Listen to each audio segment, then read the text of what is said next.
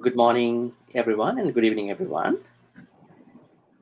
Today, I have the pleasure speaking with Jennifer Durascio, who's going to talk to us about how mindfulness relates to elementary classroom.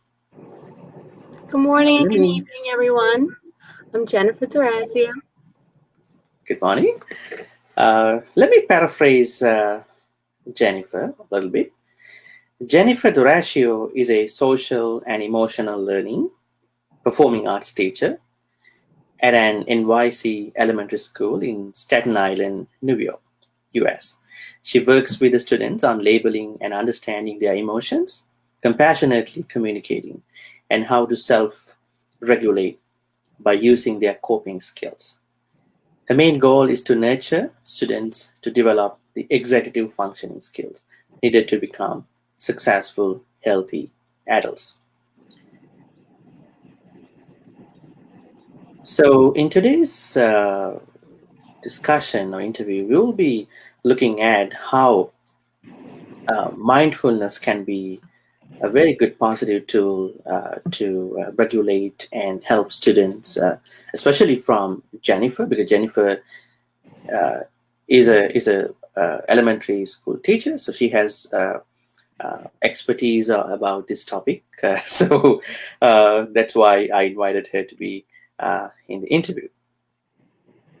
So social and emotional learning, SEL, people who might not know about this concept, probably it's been for ages in the curriculum, probably in the school curriculum, but let me give them kind of an insight about it. Social and emotional learning, SEL, is the process through which children and adults acquire and effectively apply the knowledge, attitudes, and skills necessary to understand and manage emotions, set and achieve positive goals, feel and show empathy for others, establish and maintain positive relationships, and make responsible decisions. So it's a big thing for all of us.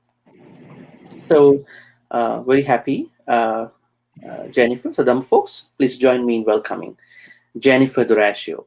Jennifer, how are you today? I'm doing very well, thank you. I'm honored that you chose to speak with me this morning, and I'm happy to be here. Thank you for accepting. How is the weather over there in Staten Island? Looks like a little gloomy.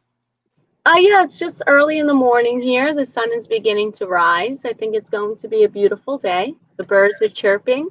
You have a cat with you. Patience is here. She always loves to join. You want to show your cat to us? Sure. Patience, say good morning. Oh, you say good morning to everyone? Patience. Patience. Everybody needs a little bit more patience in their life. So she is a reminder to be patient. Oh, great. So every time you call her, and this is the terming that we can hear, patience. Patience. Try to practice that. More people need to practice patience. It's a hard skill. Very true. Okay, Jennifer, let's get started this way. Now, mindfulness is a big topic. I think this is not new to all of us. It's been, it's been in the world for some time now. People talk about mindfulness and compassion at the same time.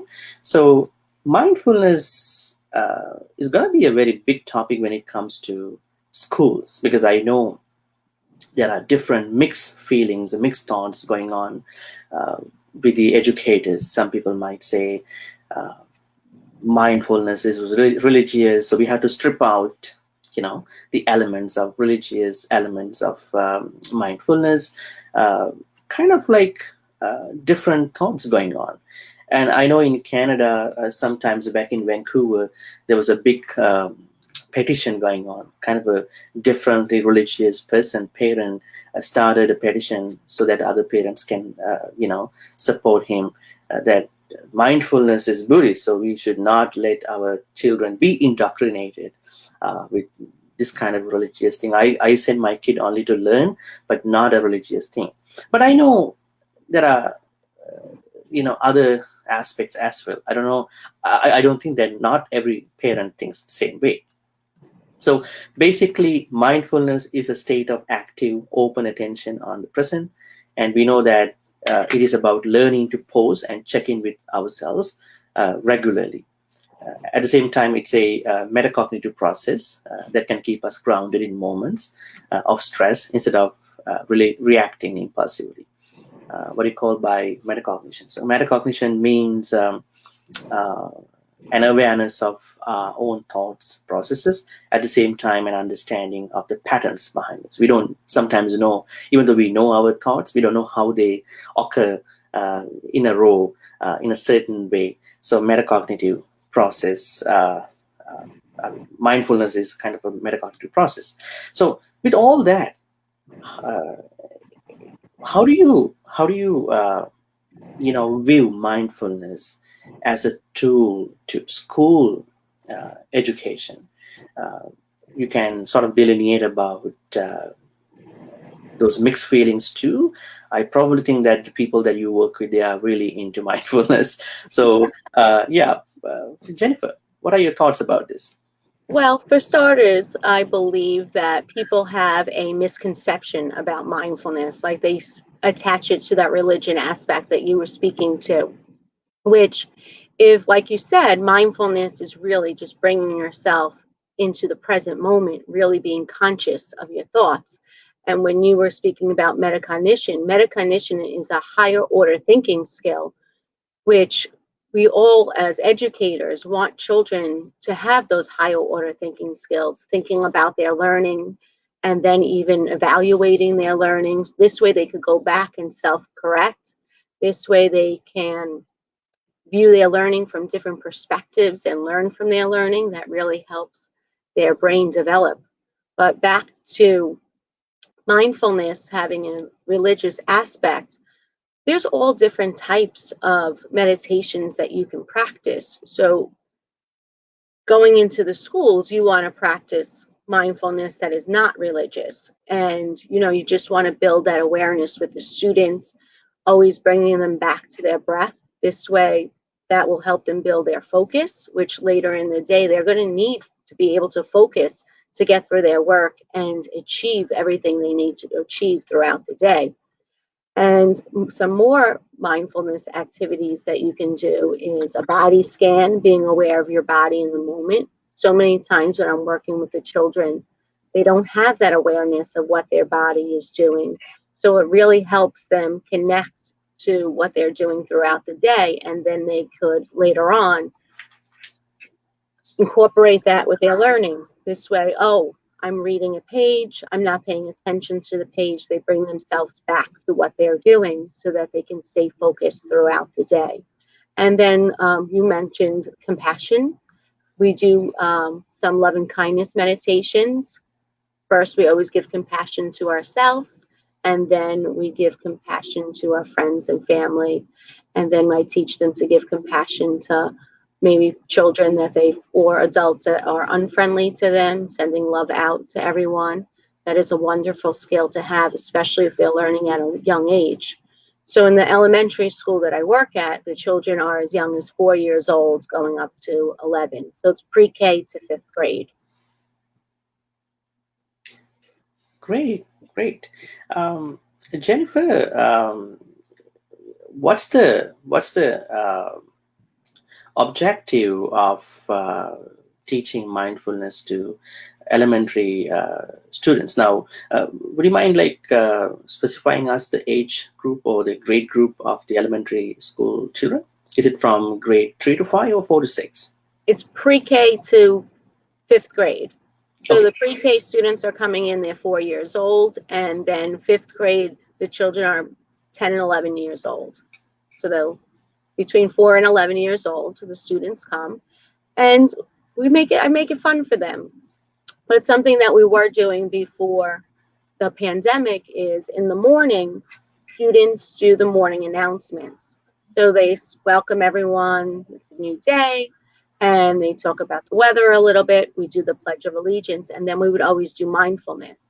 At the beginning, so I started working at the school that I work at in 2015, and I brought the mindfulness with me. I would do the mindfulness over the loudspeaker after the Pledge of Allegiance. The whole school would hear me, the teachers too. And we would sit for about a minute and we would do a little mindfulness. And then, everyone would continue with their day. This way the whole school had access to it. But now the students are not doing the morning announcements. So what I do is I share different meditations and I post it in their Google Classrooms, which everybody in the school has access to. Which, going back to parents, now parents are seeing more of what's going on inside the classroom. And I have gotten positive feedback from parents saying, oh, my child was doing, there was this roll one that we do, they roll back and forth. So it's a little bit more playful with the children, how we do.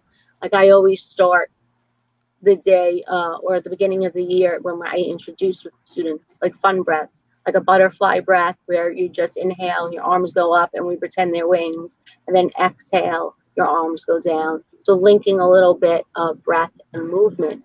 But going back to the Google Classroom, so now everyone has access to the mindfulness, and like I said, some of the parents are very welcoming to it. But there are some parents that do push back, not only about the mindfulness, but we also do social and emotional learning in the school. And the program that we use the most is Ruler. It's from Yale. They have a Center of Emotional Intelligence. And the founder of Ruler is Mark Brackett. He also wrote a book, Permission to Feel. And when we do those lessons, it's all about your feelings and really understanding the vocabulary. So we dive deep into that, which, again, before the pandemic, we were hosting workshops for the parents where they could come in and they can learn about the curriculum. This way, at home, they can reinforce it and really understand it. But right now, we are unable to do that. But hopefully, we'll be bringing it back. I do know that they do Zoom meets with the parents for PTA meetings. So, we were also inviting the parents in so they can learn more about the curriculum, which I have a feeling next year, we'll bring it back. This way the parents can be on board too, and they can see what we're doing and they can have a better understanding and say, oh, this isn't a religious practice. It's really just, look, they're being present. They're trying to inform our students how they can be emotional scientists. That's a word Mark Brackett uses, and I incorporate it in my lessons, saying that I know how I'm feeling. I either have a pleasant feeling or it's unpleasant. I have high energy or low energy, and they really analyze themselves on how is that affecting me? Is this a positive? Is this a positive feeling for me, even though maybe when they're excited, that is a positive feeling. However, we look at sometimes if you're too excited, that you are also putting yourself in a place where you can get into trouble because your energy is too high. So what can you do to still be excited, but have appropriate behavior in the setting that you're in? This way you don't make poor choices or get yourself into trouble, where in school, if you're excited, maybe you're overly talking, then you're distracting the other children. So we look at that too. And then that's where we start teaching different regulation strategies where, oh, my mood is too high or too low, or my mood is unpleasant and I don't want to feel this way. I want to shift it so that I'm a little bit more pleasant.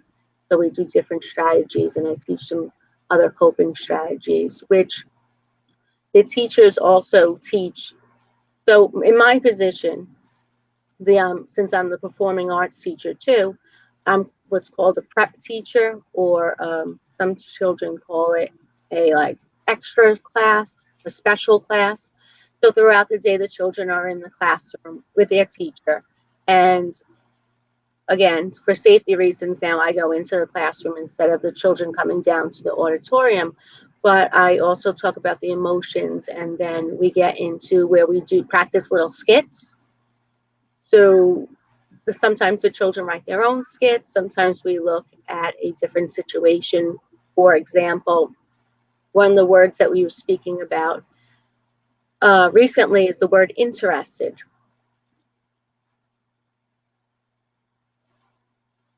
So when we first are introduced to a new word, we look at what's called the mood meter. So the word interested would be, there's 4 quadrants. So one quadrant is yellow. That is you're pleasant and you have high energy. And then you look at the red quadrant, which is you're unpleasant and you have high energy. So if you're in the yellow, a word that you can feel is happy, excited, joyful, where the red would be annoyed, irritated.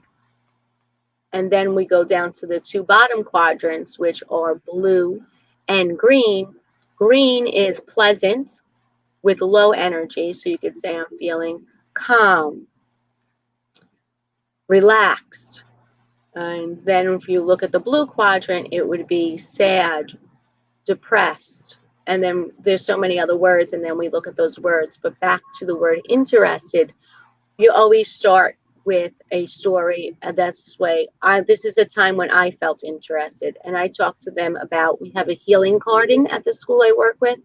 And I told them a story how I was really excited that one of my coworkers called me up and I had a book about herbs, and I was so interested that she wanted to know which plants we could put in the healing garden. And I said, I really just want to read this book and get into it. And they saw that that was the word interested. And then the students get to tell their own story about how they feel interested. And what we're doing when you're sharing these stories is we're building connections, which will help us build relationships and really just get to understand everyone, especially if you're speaking about, this would be a red word, the word resentful. When do you feel resentful? And then after we tell our stories, we really think about what our thoughts were, how did we feel inside our body, what does that look on the outside of the body? So that goes back into emotional intelligence. So then you really understand not only how you are feeling and what it feels on the inside, which you're building your self-awareness, that's a skill that you learn from being mindful and you're meditating, right? When you're sitting still, you're building those self-awareness skills.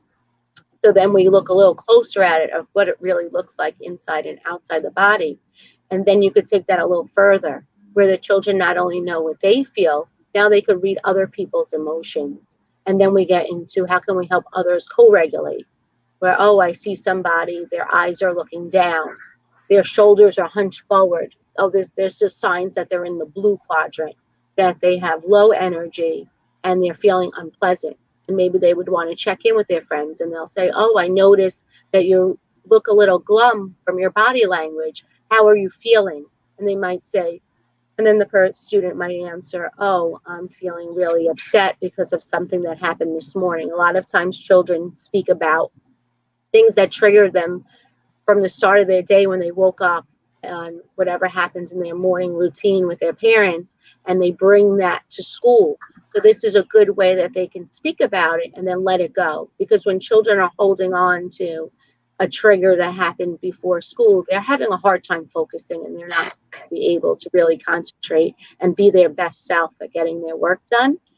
So a little check-in with friends can help them conquer that little hump that's holding them back. And then we would wish that the student would offer a coping strategy.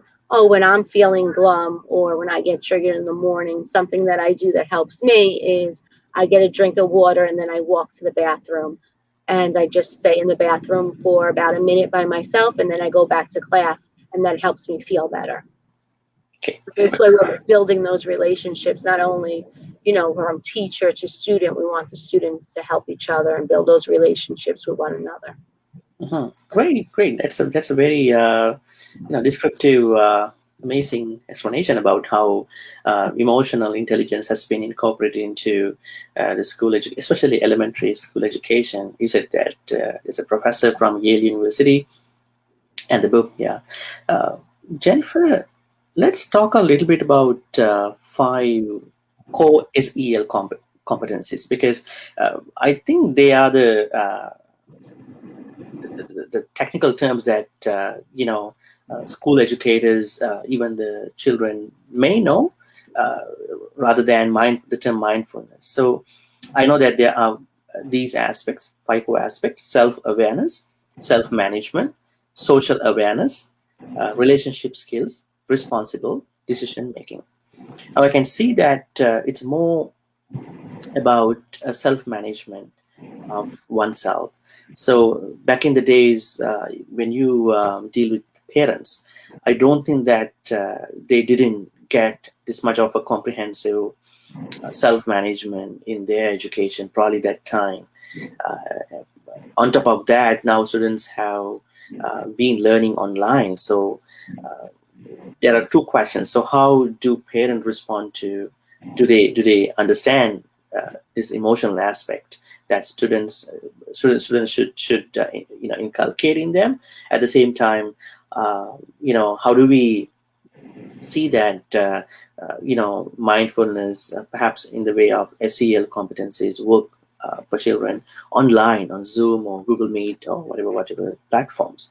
So with that, I wanted to ask you, could you elaborate a little bit about what these 5 core SEL competencies and how they help students to be mindful, be more present, and then to be, really doing well in both academic aspects, at the same time on the social adjustment? Sure. So the first competency, like you said, is self-awareness. And this is really a time where we want the students to build an ability to recognize their emotions, their thoughts, and their values. And also we want them to look at their strengths and their weaknesses. We want them to have a positive self-perception, the way that they view themselves, which another term for that is self-esteem, where if you have children who are hard on themselves or have a low self-esteem or not a positive self-perception, they're going to have a more difficult time completing their tasks throughout the day versus a student who has a positive self-perception and really believes in themselves. They're going to be the ones who are the self-starters, that they're really trying to put in that little extra effort. Maybe they're going to be the ones who feel that confidence where they can get up and share in front of their classmates. And then we look at self-efficacy. So that's the belief and the ability to be successful, where they're gaining that confidence. And a lot of times when we're practicing our meditations, sometimes we do affirmations where their children are using I am statements. So a time that we might use this is if we're talking about the word, maybe if we're saying that you're feeling a little bit like a coward or that they don't believe in themselves, we can say, oh, well, what are some things that you can say to yourself so that you can get through it, right? And they can say, I am confident. I am an achiever. I am happy. I can do this. And then we can just use mindfulness where we can stop for a minute and say those little affirmations, and then we can get back on task. This way the students have the confidence to get through the day. And then the children, we talk about positive self-talk, about that could be a coping strategy to use when you're having a difficult time. And then sometimes I have the students write their own meditations or their own mindfulness practices. And then when we were allowed to, the students would come down in the morning and they would perform those mindfulness activities that they wrote over the loudspeaker. This way they can share it with the whole classroom. And we're really working on building the community and getting the children involved, because you want the children to be the teachers of the classroom. We want the teachers to step back and really just facilitate and allow the students to grow and learn. And of course, students, when they see a peer teaching, they're a little bit more open to listening to each other than sometimes the teachers are as parents. Now that the parents are doing a lot of the work at home with them, they begin to tune the adults out. But when they're speaking with one another, I feel like they have a sense of ownership and pride. And then the children really sometimes, they have a different perceptive than an adult, right? Because they're children and they think like children, where we think like adults. So sometimes the children give each other feedback, and then all of a sudden you see the child, it clicks, and then they're able to learn that skill. Or if they are upset when a child is speaking to them, it's on their level, so maybe there's a little bit more understanding and connection there, and then the child feels a little bit more comfortable speaking to their peer, and then they're able to work through it. Great. I think. Go ahead. Yeah. I was going to go to the second competency, but if you wanted to stop and pause about this one. No, please go ahead. Okay.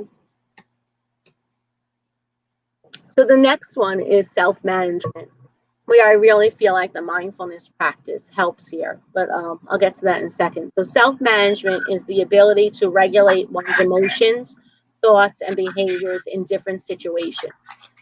So this is really when you have to be able to pause and really understand how you're feeling and check in with yourself, which is great that when we use the ruler program, children are constantly checking in on that mood meter. And there's also a mood meter app. If anybody's interested, you can check that out too. Or you can look up that book, Permission to Feel by Mark Brackett. He really breaks down emotions in that book. But so here, when children are feeling stressed, they need to be able to pause and check in with themselves and say, okay, right now I am feeling uneasy. I'm feeling uneasy because I'm having difficulty logging onto the computer, or I'm having difficulty understanding what the teacher is speaking about. And you want them to be able to give themselves a coping strategy to get through that. But in order to do that, you need to have that self-awareness, where meditation or any mindfulness practice that you're using, you're building up those skills that you are able to pause. Because when you're practicing mindfulness, you're strengthening your prefrontal cortex, which is in the front part of your brain. And that part of the brain is really where your cognitive functioning happens, and you're able to have focus or attention, the ability to have self-control, decision making. It helps with your memory and following directions. And when you practice mindfulness, you are strengthening that part of the brain. And when I speak to children about it, we make it a little bit more friendly, where we say this is your upstairs brain versus your downstairs brain, which that brings in Daniel Siegel. He's the author of The Whole Brain Child and also No Drama, No Discipline, where when I talk to them about the prefrontal cortex, we go like this with our hands and say, this is the front part of your brain.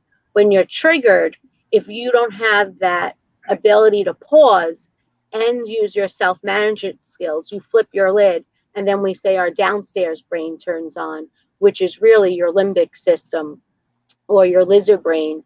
And people may know this a little bit more about your fight, flight, or freeze, right? So that's your amygdala now turning on, which your amygdala is going to activate and really want to protect you. But once that turns on, your prefrontal cortex or your upstairs brain shuts off. So your ability to make good choices is off, because that part of the brain is off. And then you're in that, oh, I need to protect myself mode, where it's a little bit harder to make those good choices. But if you're using those skills that you have from your mindfulness practices, or even the social emotional learning lessons that you have, you feel yourself triggered, you pause, and then your prefrontal cortex is still on, and then you can use whatever different coping strategies that you need to get through the day. Also, self-management is about setting goals. So going back to self-awareness, where you have your strengths and your weaknesses, where if you can set goals to help your weaknesses grow, and then you need that self-awareness to identify your weaknesses, but then you could build little goals. This way you can achieve them, and then you could build your confidence up. This way you have a positive self-perception of yourself. So all these competencies build on one another, and the mindfulness really plays in a part where all the skills are happening in your prefrontal cortex, which that is all about executive functioning. So it helps. And there's studies where neurologists take MRIs of the brain of people who have no meditation practice, and then they put them through a 6-week course, and then they take an MRI again, and they see the gray matter in their prefrontal cortex has grown. So that's pretty amazing that, you know, your brain is able to do that. And I teach the children that even though your brain is an organ, it's just like a muscle. So when we're practicing our mindfulness, we're working out that muscle. So they look at it as, oh, I'm going to be stronger today. I'm going to be able to have those focusing skills. So it's like a little fun way. And I do speak to them about the upstairs brain and the downstairs brain. So we were meditating in the garden. I did an activity with them where we were, first we do a little mindfulness, or sometimes we do mindful movement like yoga. And then we were listening to different songs, and we were seeing how that affected our mood. And then they were drawing pictures about it. But when we were doing the mindfulness practice, this one student, they were like, oh, my upstairs brain got 4 points and my downstairs brain only got 1 point, meaning that she was able to stay in that present moment. So, we make it playful for them. This way it's fun and exciting, and we want them not to just sit and be still like that, just a little bit more awareness around it and fun, which the children are actually more open to the practices than the adults. So when I started this practice with the adults 6 years ago, there was resistance, but more and more as we're doing it, more teachers are getting on board and they're seeing the positive aspects of it. So the teachers are doing it more too, which is very helpful. Probably their learning space, I mean, when you talk about adults, their learning space might be a little limiting compared to children. As you said, you sort of gave them an analogy to think about, okay, upstairs brain, downstairs brain, thinking kind of a thing from their house. Okay, this is upstairs, this is downstairs. At the same time, I think as we age, we have a hard time in tapping into our true self. Probably we have a lot of past events and a lot of things, so we don't easily get rid of these things. Yeah, so that might be. Right. I also experience that when we teach meditation and all that kind of stuff to people as a monk. Yeah. Anyways. And back to like the lizard brain or the limbic system, that's when your brain is on autopilot, where you're just going and you're in that cycle and you don't even realize what you're doing. So when you stop and you're starting to practice those self-awareness skills, sometimes people, feel a little nervous. Oh, I don't even realize my thoughts were so busy, or they start seeing themselves through a different way, which is great because now they're building that self-awareness. So just if you're seeing your brain, I talk to them about the monkey mind. How your mind is always jumping from thought to thought, like a monkey would jump from a tree to a tree. And we're really just retraining our minds, which, again, some people might see that as religious, but then you just bring them back and you just say, no, look, this is your brain. Look at what it's doing. Let's try to make our brain settle down, which sometimes I have a little snow globe. So when you shake the snow globe, you see like the little snow in there, which is probably just glitter, floating all around, and then we just watch it settle and we say, this is what we want our mind to do. Or even I would use it in the classroom for myself when I would feel myself getting a little frustrated or impatient, especially with the students. You really have to repeat directions a lot. So when I would feel myself get triggered, I had a snow globe on my desk and I would take it and shake it, and then they would see me taking a few breaths, which this year I'm not in the classroom, but this is my first year being a social and emotional learning performing arts lecture teacher. I had spoken to my principal at the end of last year about this position that I wanted to, because he's all about being a social and emotional learning school. And I told him that I wanted to help the teachers do this, because going back to the ruler, there was a handful of us in the school that were trained, and I was one of the people who were trained in the ruler. And there was about 5 others. So we piloted it. That's when I was still a classroom teacher in the classroom. And then we were turnkeying the lessons in staff developments. But last March, when the school was shut down, those professional developments were put on pause. So then back in September, we did another staff development, to get the teachers back into it. But because of the way the school year is, we don't have enough of those staff development times. Now we only meet once a month rather than when we were meeting every Monday.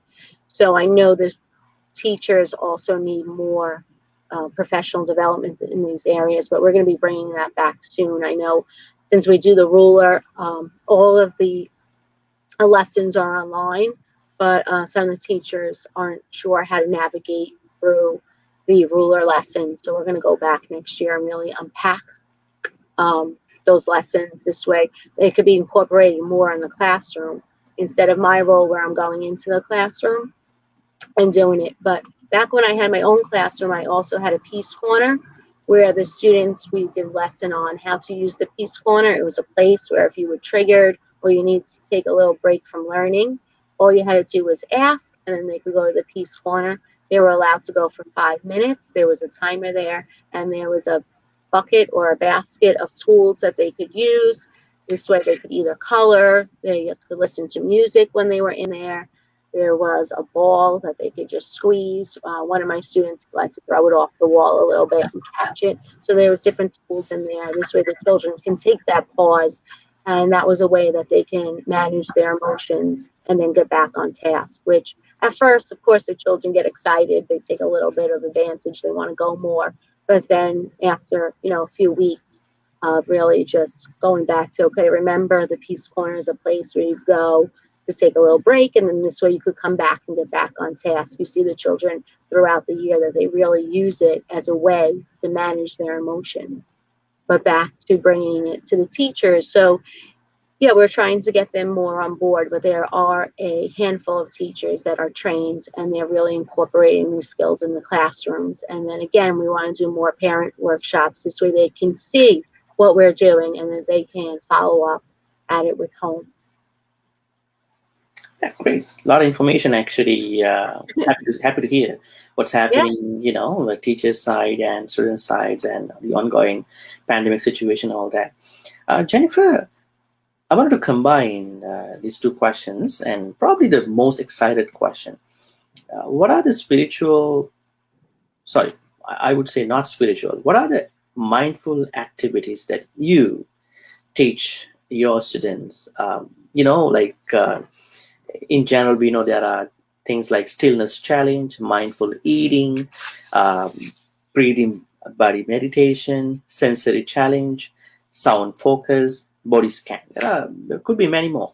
So what exactly mindful activities I know that you sort of mentioned a little bit in your answers, but what are the main mindful activities that you teach through SEL core practices in your classroom? At the same time, please combine that with what are the academic, emotional, interpersonal relationship benefits that they can have directly and indirectly in class and for their life coming up.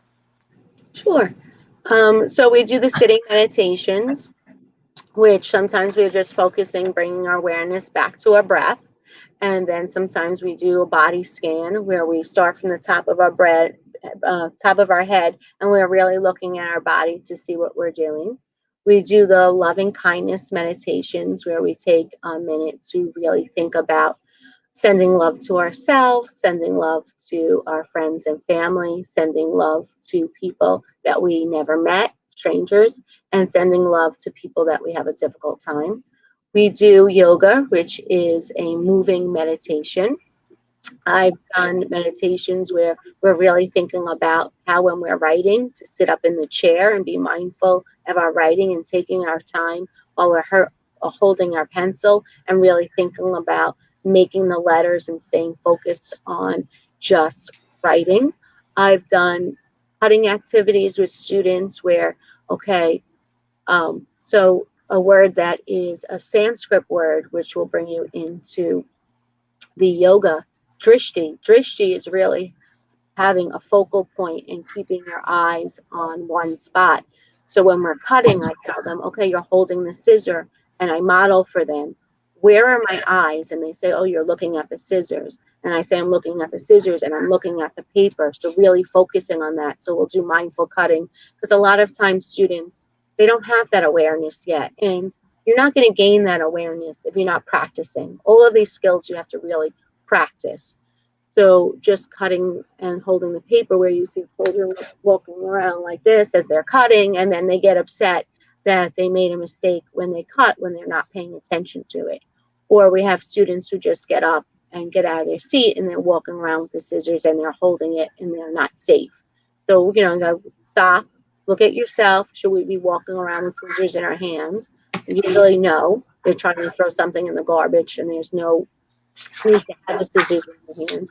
Or if they do have to walk around with the scissors, let's think about holding it a safe way, going back to having that self-awareness aspect of it, which the children are very receptive of the yoga. They enjoy doing it. Next year, I'm hoping that I can train fourth graders to be yoga instructors so that on Wednesday, we're going to make it Wellness Wednesday, and Fun Fridays, they could go into other classrooms and they could lead maybe a 10-minute yoga practice. So hopefully that's something we can incorporate next year. And if it has to be for safety reasons, maybe they could just Zoom into the classroom. I'm not sure what the school year will look like next year. So some other activities that I did, like I said, we were in the garden and we were listening to music and we were seeing how different songs affect our mood. So bringing up that awareness. And then from there, I would like to take it to look at how do different people's emotions affect ours. This way, you know, if you're around somebody who is very nervous, if you don't have that awareness, you're going to pick up their energy and you might start feeling nervous or uneasy too. But if you have that awareness, oh, this person is nervous, and you can see that, then you're going to have the ability to stay in your own, we can say in your own lane or on your mat. Or if you're feeling happy, it doesn't have to be where that person's mood affects your mood. You can stay grounded and stay happy, and then maybe just see that that person is nervous and help them. But back to the music activity, immediately in one class, I was playing a song that was very calm and soothing, and they were drawing how they felt. So really just connecting to something different than ourselves. We're connecting to our feelings to that music.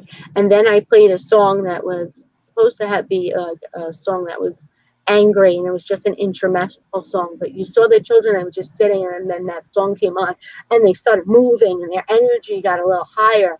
And then they lost their ability or their self-control to stay quiet. They started laughing with one another and talking to one another, which is fine. But in that activity, I was trying to tell them, stay quiet, really be mindful of what you're drawing and how you feel. So then we saw their mood shift immediately, where they didn't find the song angry, but they did find high energy and they got excited about it, which is fine. Whatever their emotion is, that's wonderful. We want to teach children that it's okay to have any emotion, but it's really think about the behavior that's happening because of that emotion. Is that behavior appropriate or inappropriate, helpful or unhelpful? So really just labeling it, where that would bring us back to having social awareness and building those relationship skills and being able to make responsible decisions. This way that you have those executive functioning skills. And then when you're older, you're able to have the skills needed to function in life, right? Because you can't always be dependent on the teacher or the adults in your life. You have to be able to be an independent person. So all these skills that we're learning either through your mindfulness practice or the social emotional lessons, they are building skills needed to be able to function in society. And that's where it's great, where when I do the performing arts, that we do different skits and children can say, oh, you know what? In the morning, I'm always triggered because my mom is rushing me. So then we could write a little skit about that, and then the children come up and they act it out.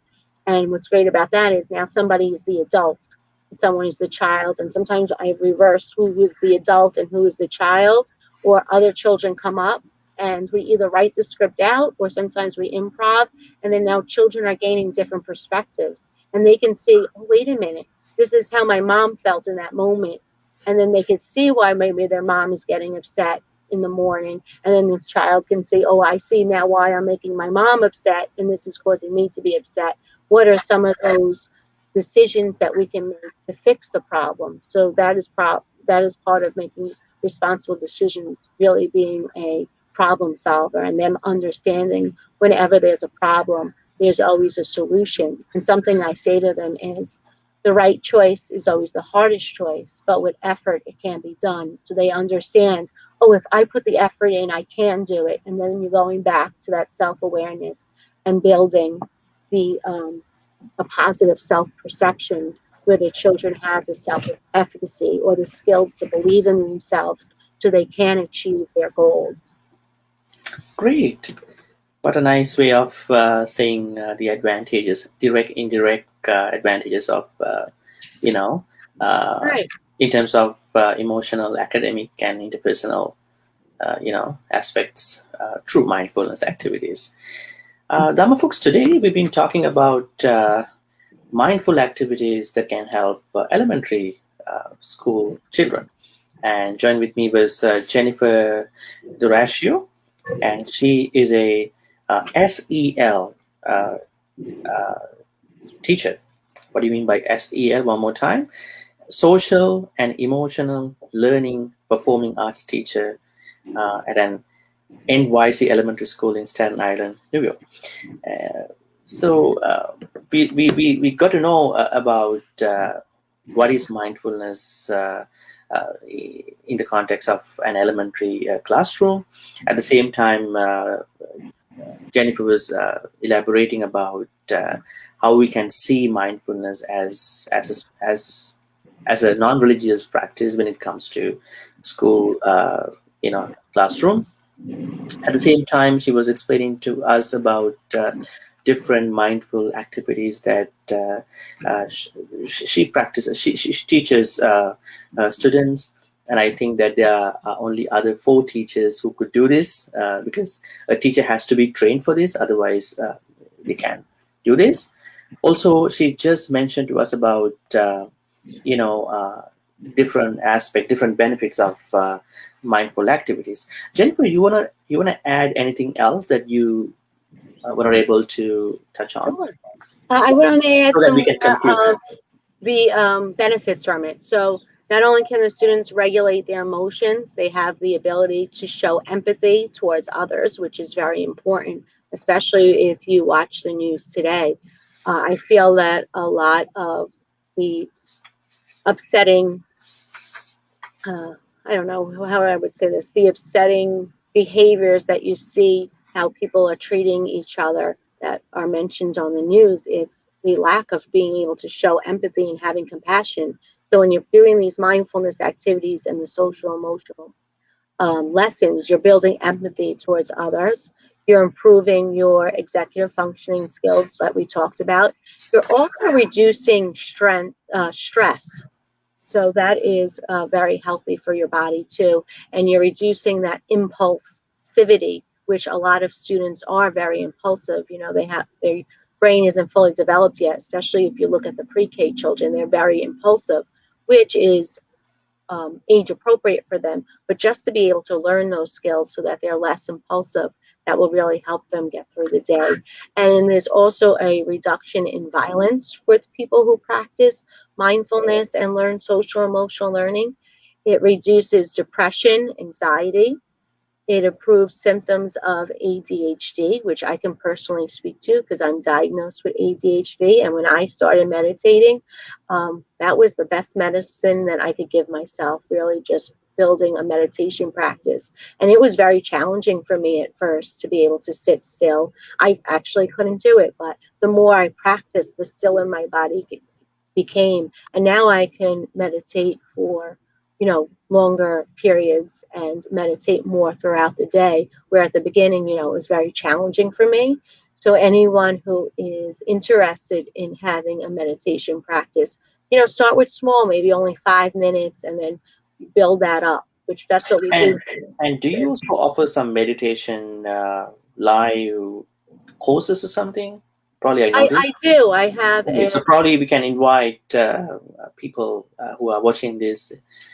You can contact Jennifer Durascio by your Facebook page, your Facebook, Facebook and my Instagram. I do 5-minute meditations. Yeah, could you tell them how they can find you on? Sure, on Facebook.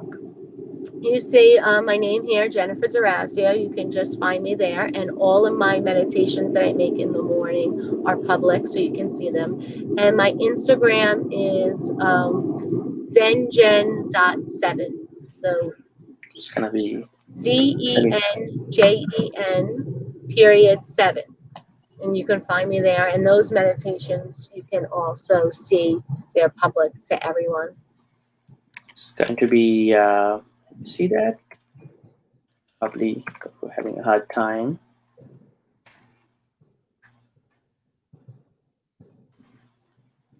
Is it this one? Zengen. Yes. Thank you. Zengen.7. This is Instagram. That's my Instagram. And all those meditations are free. Sometimes I do courses that it's not a high price, so I try to keep it low price for everyone, but you get a little bit more activities on the ones that have a price. What about if a parent wants to connect a child to you? I mean, to teach them meditation. Are you allowed to do that too, or are you recommending them to go to your school and get it done from the school? I have some meditations on my YouTube channel. I believe it's Jennifer Durazio there too. I could check. Okay. Having all these different platforms sometimes. Oh yeah, it's just Jay Durazio, and you can find me. I have meditations there, and there's meditations on there for children. Okay. So I hope that parents, adults, everybody can benefit from your knowledge, at the same time your practice. And I see that oftentimes you go live and then you share what you know. This is really interesting, right? This is one of the ways of being generous. Generosity, you sharing your knowledge, practice. I think more than the knowledge that we can find on internet, we want to know about experiences. Experiences are very empirical, not someone can easily find out from kind of an internet writing. So we wanted to learn, and listening is more strong than stronger than reading something. Sorry, reading and listening. So Right. active listening, because it can help someone understand much better. I mean, these spiritual, non-spiritual elements of mindfulness. Jennifer, thank you so much for coming over to this interview. I hope that our audience learn a lot from you. At the same time, now, folks, we wanted to tell you that we're going to be having a couple interviews coming up. On Wednesday, there is an interview that I will be interviewed by someone from India. And then there will be another interview on Friday that I'll be interviewing a lady from Cambodia. So please stay tuned for all these interviews. One more time, Jennifer Durazio, thank you so much for coming over here. Bye, I hope you have a great day. You have a good day. Take care. Stay safe, everyone.